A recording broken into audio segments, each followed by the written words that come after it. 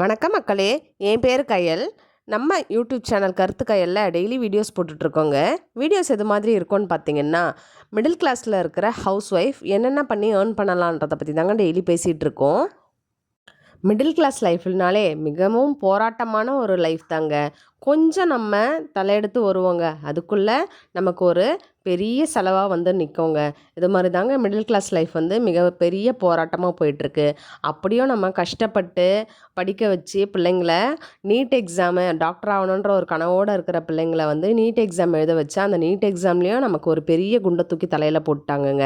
NEET exam நம்ம எந்த அளவுக்கு செக் பண்ணி நம்ம தமிழ்நாட்டிலலாம் நம்ம எழுதணும், நம்ம தலைமுடியிலேருந்து நம்ம போடுற செப்பல் ஷூ எல்லாத்தையுமே செக் பண்ணவங்க பார்த்தீங்கன்னா, ராஜஸ்தானில் எங்கேயோ வந்து பேப்பர் லீக் ஆகிடுச்சாங்க.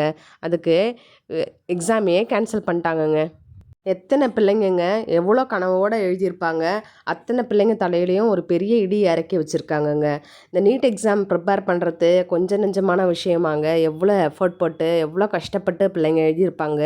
எங்கேயோ நடந்த தப்புக்கு எல்லாருக்கும் சேர்த்து வச்சு இந்த கவர்மெண்ட் வந்து நமக்கு ஒரு பனிஷ்மெண்ட் மாதிரி கொடுத்துட்டாங்கங்க.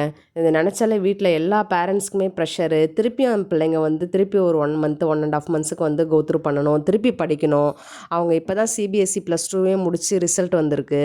திருப்பியும் அப்பாடான்னு உட்காரலான்னு பார்த்தா அதுக்கும் ஒரு டைமே கொடுக்கலங்க. இப்போ பார்த்தீங்கன்னா, பெரும்பாலுமான மிடில் கிளாஸில் இருக்கிற பசங்களை வந்து நம்ம வந்து ஒரு ப்ரைவேட் ஸ்கூலில் தாங்க படிக்க வைக்கிறோம். அதுவும் வந்து சிபிஎஸ்சியில் தான் படிக்க வைக்கிறோம். பார்த்தீங்கன்னா, சிபிஎஸ்சி ரிசல்ட் வந்து வெட்னஸ்டே அன்னைக்கு வந்துச்சுங்க. பார்த்தீங்கன்னா, ஒரு பெரிய ஷாக்குங்க.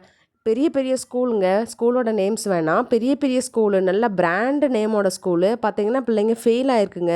இந்த விஷயம்லாம் வந்து ஆனால் வெளியவே வர மாட்டேங்குதுங்க. நம்ம ரிலேஷனு, நம்ம தெரிஞ்சவங்க அப்படின்றவங்க படிக்கும்போது தான் நமக்கு வந்து சில விஷயங்கள் வந்து தெரியுதுங்க. எனக்கே ரொம்ப ஷாக் ஆகிடுச்சுங்க. ஒரு பெரிய பிராண்ட் நேம் ஸ்கூலில் இத்தனை பிள்ளைங்க ஃபெயில் ஆகிருக்குங்க.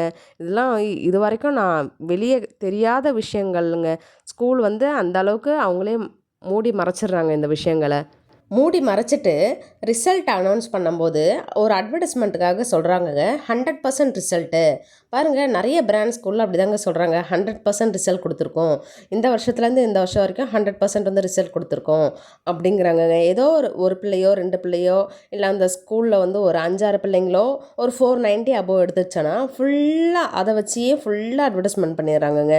நம்மளும் அதை நம்பி ஒரு நல்ல பிராண்ட் ஸ்கூல் தானே அப்படின்னு நம்ம மிடில் கிளாஸில் இருக்கிறவங்க என்ன பண்ணுறோம், கட்ட முடியாத ஃபீஸை கூட சேர்த்து சிறுக சேர்த்து வச்சு அந்த ஸ்கூலில் கட்டி நம்ம பிள்ளைங்களை சேர்த்துடுறோங்க.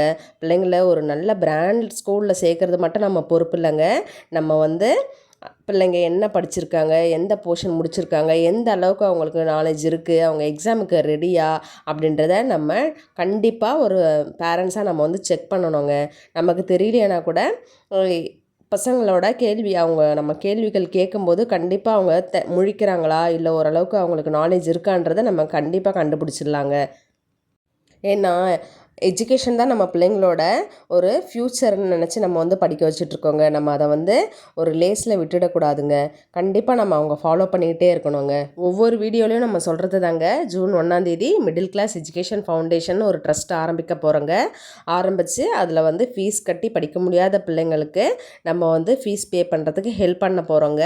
அதுக்கு நீங்கள் செய்ய வேண்டியதெல்லாம் நம்ம சேனலை சப்ஸ்கிரைப் பண்ணிவிட்டு உங்களோட கஷ்டங்களை நீங்கள் வந்து கமெண்டில் சொல்லுங்கங்க. கமெண்டில் சொன்னீங்கன்னா கண்டிப்பாக நான் உங்களுக்கு ஹெல்ப் பண்ணுவாங்க. என்னோடய பர்சனல் நம்பர் கொடுத்து உங்களுக்கு நான் கண்டிப்பாக ஹெல்ப் பண்ணுவாங்க. என்னை நம்பி வாங்குங்க. இது வந்து ஃப்ராடெல்லாம் கிடையாதுங்க. வந்து ஃபீஸ் கட்டி படிக்க முடியாத பிள்ளைங்களுக்கு ஹெல்ப் பண்ணுறதுக்காக மட்டுமே தாங்க இந்த சேனலை ஆரம்பிச்சிருக்கேன். நம்பி வாங்குங்க. கமெண்ட் பண்ணுங்கங்க. கண்டிப்பாக கமெண்ட் பண்ணுங்கங்க. தேங்க்யூங்க.